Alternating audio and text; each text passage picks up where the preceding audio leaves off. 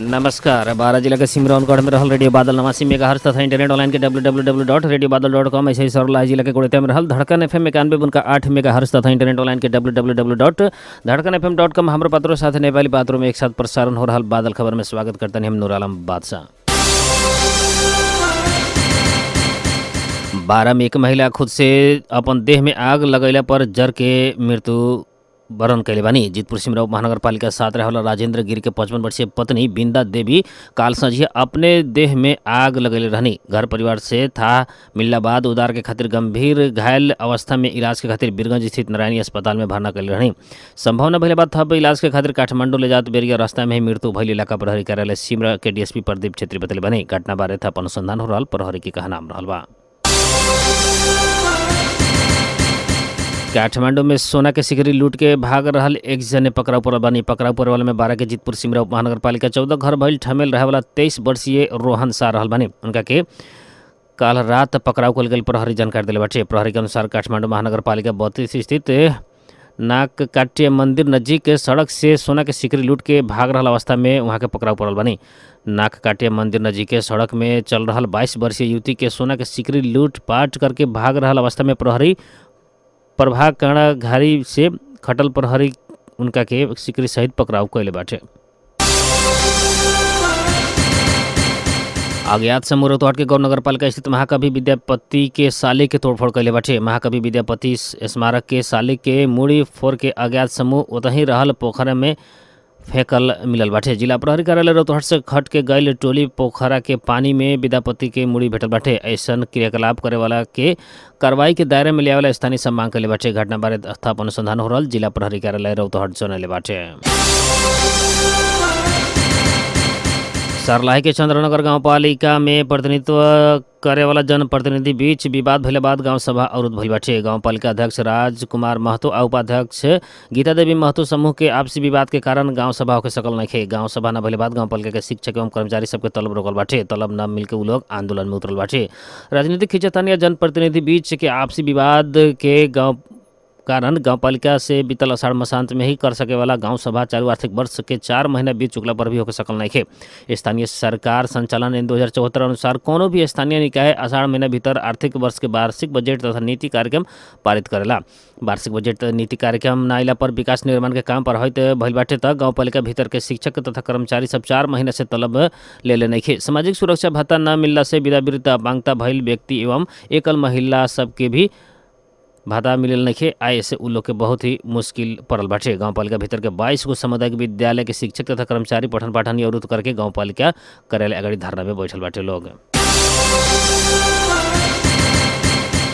सिराहा से लागू औषध ब्राउन शुगर सहित 2 जने पकड़ाऊ पड़ल बाटे।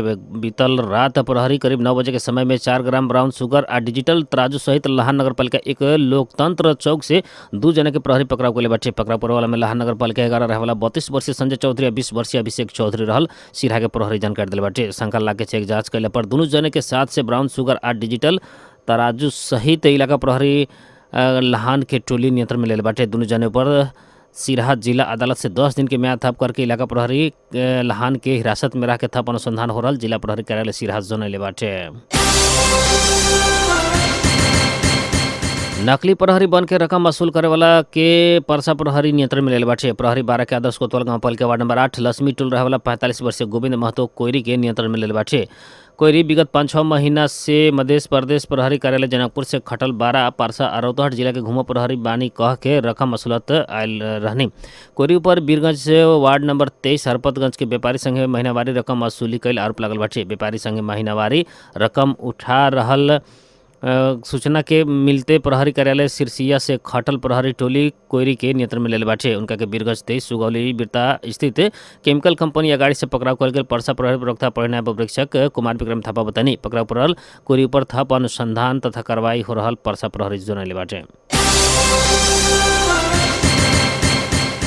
वीरगंज क्रियाशील पत्रकार स्वर्गीय नरेश सर्राफ के प्रथम स्मृति सभा आज वीरगंज में संपन्न भइल बाटे। स्वर्गीय सर्राफ के पहिलका वार्षिकी में समाजवादी प्रेस संगठन पर्सा, रेडियो वीरगंज और राष्ट्रीय सहारा दैनिक सब संयुक्त रूप में आयोजना कल स्मृति सभा संपन्न भइल बाटे। रेडियो वीरगंज परिसर में भइल स्मृति सभा के संबोधन करत वीरगंज महानगर पालिका के मेयर राजेश मान सिंह स्वर्गीय नरेश सर्राफ के नाम जीवंत राखेला महानगर पालिका सहयोग करेला हमेशा तैयार रहल बतानी। कार्यक्रम के प्रमुख अतिथि समेत रहल मेयर सिंह वर्ष में एक दिन मात्र न होकर 2-3 बेरी भइला पर भी कार्यक्रम के आयोजन करके स्वर्गीय सर्राफ के नाम जीवंत राखेला आ लोग वहाँ से पहुँचावल योगदान के चर्चा करे के बतल बनी। कार्यक्रम में आयोजक के तरफ से समाजवादी प्रेस संगठन पर्सा के अध्यक्ष मनोज पटेल स्वर्गीय नरेश सर्राफ के नाम जीवंत राखेला उ लोग के याद में विभिन्न कार्यक्रम के आयोजना करेला नरेश सर्राफ स्मृति प्रतिष्ठान गठन करे के बताइनी।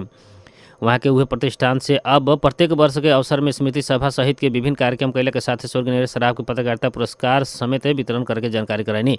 कार्यक्रम में एकीकृत समाजवादी वीरगंज महानगर अध्यक्ष चौधरी स्वर्गीय नरेश सर्राफ के नाम जीवंत राखेला गठन होने वाला प्रतिष्ठान के रूप 50,000 सहयोग करके प्रतिबद्धता समेत जनैनी। राष्ट्रीय सहारा दैनिक के प्रकाशक चंद्रभूषण शाह के अध्यक्षता में भइल कार्यक्रम के पर्सा के प्रमुख जिला अधिकारी हीरालाल रेग्मी, नेकपा एमाले पर्सा के संयोजक डॉक्टर विशंबर कुमार शर्मा, समाजवादी प्रेस संगठन नेपाल के महासचिव राम कुमार एलन, जसपा का पर्सा के सचिव तबरेज अहमद, नेकपा एकीकृत समाजवादी के वीरगंज महानगर अध्यक्ष मनोज चौधरी, जनमत पार्टी के पर्सा जिला सह इंचार्ज मुकेश द्विवेदी, नेपाल पत्रकार महासंघ पर्सा का अध्यक्ष अनूप तिवारी, समाजवादी प्रेस संगठन केंद्रीय सचिव ब्रिजलाल पासवान, रेडियो वीरगंज के समाचार प्रमुख ध्रुव अधिकारी, प्रेस सेंटर पर्सा का अध्यक्ष दीपक गौतम, प्रेस चौधरी पर्सा के उपाध्यक्ष कविता खड़का, प्रेस यूनियन पर्सा के पूर्व सभापति रामनारायण कुर्मी लगायत के मंतव्य राखल गई रहे तक कार्यक्रम के संचालन पत्रकार शंभू कुमार सुमन कल रहनी। नेपाल पत्रकार महासंघ पर्सा के समाजवादी प्रेस संगठन पर्सा के कार्य समिति सदस्य समेत रहल पत्रकार सर्राफ के 2079 अगहन 15 गते अल्पायु में ही हृदयघात से निधन भइल रहे। स्वर्गीय सर्राफ के पत्नी आ एक बेटी बाटे। नेपाल आयल निगम आज से लागू होने वाला कर के ईंधन के मूल्य घटैले बाटे। काल मध्य रात 1 बजे से लागू होने कर के डीजल, मट्टी तेल और पेट्रोल के मूल्य घटैले बाटे। आयल निगम पेट्रोल प्रति लीटर 2 रुपया और डीजल तथा मट्टी तेल में प्रति लीटर 4 रुपया मूल्य घटैले बाटे। एलपी गैस के मूल्य यथावत रहल बाटे। नया मूल्य अनुसार 4 आली, विराटनगर, जनकपुर, अमलेखगंज, भलवारी, नेपालगंज, धनगढ़ी और वीरगंज डिपो के 15 किलोमीटर क्षेत्र में पेट्रोल के 167 रुपया 50 पैसा पड़ी। सुर्खेत दांग क्षेत्र में 169 रुपया तथा काठमांडू, पोखरा, आदिपाल डिपो के 15 किलोमीटर क्षेत्र में 1 लीटर के पेट्रोल के दाम 170 रुपया पड़ी। डीजल और मट्टी तेल क्रमशः 157 रुपया 50 पैसा, 159 रुपया और 160 रुपया पड़ी। निर्वाचन आयोग राष्ट्रीय सभा निर्वाचन के खातिर अगहन अंतिम सतत दल दर्ता करे वाला भइल बाटे। राष्ट्रीय सभा के 19 सदस्य चयन के खातिर 11 माघ में निर्वाचन तय भइल बाटे।